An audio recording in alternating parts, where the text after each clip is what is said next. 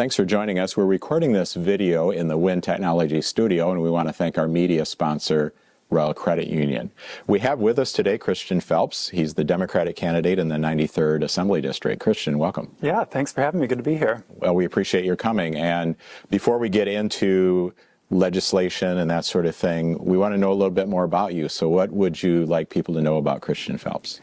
Well, I was born and raised here in Eau Claire, and I've spent the vast majority of my life in the Chippewa Valley. Come from actually many generations of Wisconsinites, mostly public school educators, some farming in my background. My late grandmother was actually a small business owner in downtown Eau Claire for a while, and I just have deep roots in this community. For the last 4 years, I've been the director of communications at a statewide nonprofit organization called Wisconsin Public Education Network. I've done that work from here in Eau Claire, my hometown, and just a place that I feel very passionate about. So graduated from Memorial High School in 2012, got my bachelor's and master's degrees out of the state, but I just kept coming back to home. So now you've decided to run for the state legislature. Why are you doing that? Yeah, because I've seen a pattern play out many times throughout the course of my life that has kind of shown me that our community is really good at putting our shared values into action, and that the state legislature, since 2011 in particular, has consistently been the body that is an obstacle to those shared values. I'm a big opponent of gerrymandering, and when I was approaching the end of my high school career, coming from a family of public school educators, Act 10 was introduced, and we saw protests, and we saw students and grandparents and everybody in between sort of participating in a movement to stand up for public education and public sector laborers, and then we saw it pass anyway. And we saw the Republican Party in the majority gerrymander the legislative maps to advantage themselves. And that's how we've been governed since then in Wisconsin. And I'll be 31 in October. And my generation has really never had a foothold in Madison to kind of stand up for the public sector and stand up for public education and our communities in a way that really turns into policy change in that long. And so from my time as a special ed paraprofessional for a couple of years, my time as a journalist and a columnist, and as a nonprofit advocate at Wisconsin Public Education Network, I've seen that partisanship and age and identity are really no indicators. We have a lot in common in this community, and we're really good at standing up for our neighbors and doing what's best for them.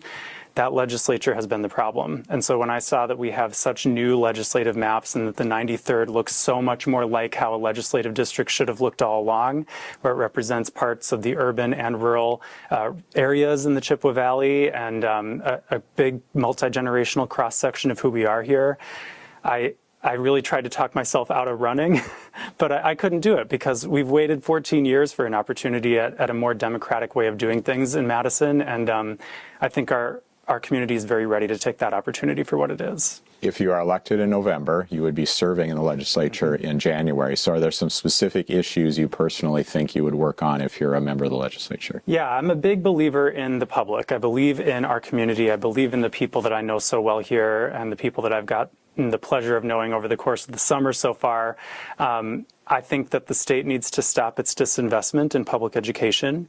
I know that, students are going back to school this year with a 16th consecutive school year of the state having defunded their public schools relative to inflation. And that's in addition to 30 years of revenue caps and increasing funds going to private voucher schools that come straight out of the public school budgets. So with the next budget being written very shortly after the new legislature is sworn in, one of my top priorities is filling the special ed funding gap to free up some of those funds for school districts to use, make these referendums not have to happen anymore so people don't have to raise their own property taxes just to keep their public schools open, and invest in children around the state, and particularly here in the Chippewa Valley. So public education funding with a real plan to make it happen in the next budget. Releasing healthcare funds to sort of stabilize access to healthcare in the Chippewa Valley and elsewhere. Those are two big ones, and they're the ones that keep coming up over and over. And then additionally, just kind of improving revenue sharing with municipalities so that they can address things like PFAS and affordable housing and some of the big issues that face, the small and large communities alike here in the Chippewa Valley, where our municipalities are really, that's where the local control is. They need to be empowered with the resources and support at the state level to do what they do best and take care of our communities.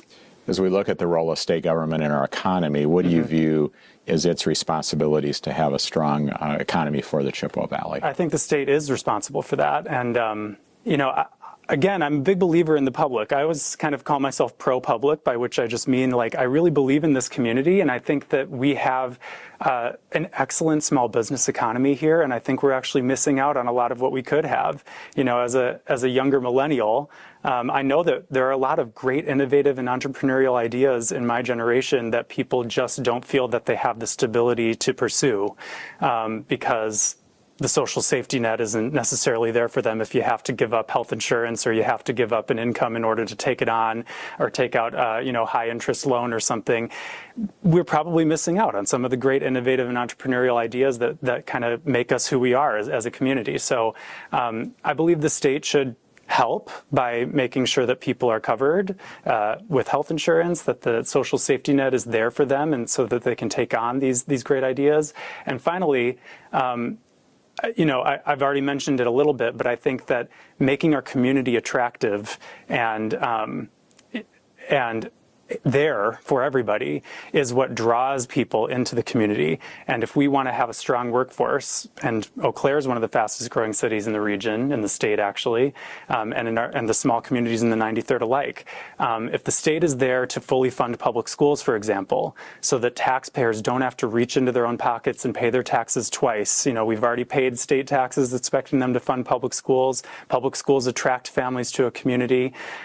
The state hasn't been funding them enough, and then we have to pay again. So it's a double economic burden, and it doesn't really make any logical sense in addition to causing our public schools to fall behind.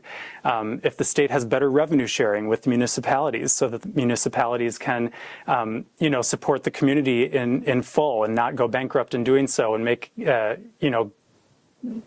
build a better relationship with new and returning young families in our community. I think these are all the role of the state, and those are the kinds of things that really jumpstart new businesses. They provide economic stability. They make a community modern and attractive and adaptable and innovative. I know we as people are very ready for that. We're very good at it, and that's why we're all so proud to live here. I think the state can do a better job of kind of supporting these public institutions and the innovative ideas of our community. Well, Christian, thanks for sharing your thoughts with us today. And we'll encourage you as a voter to study up before you vote, but be sure to vote and exercise your rights on November 5th. Thank you.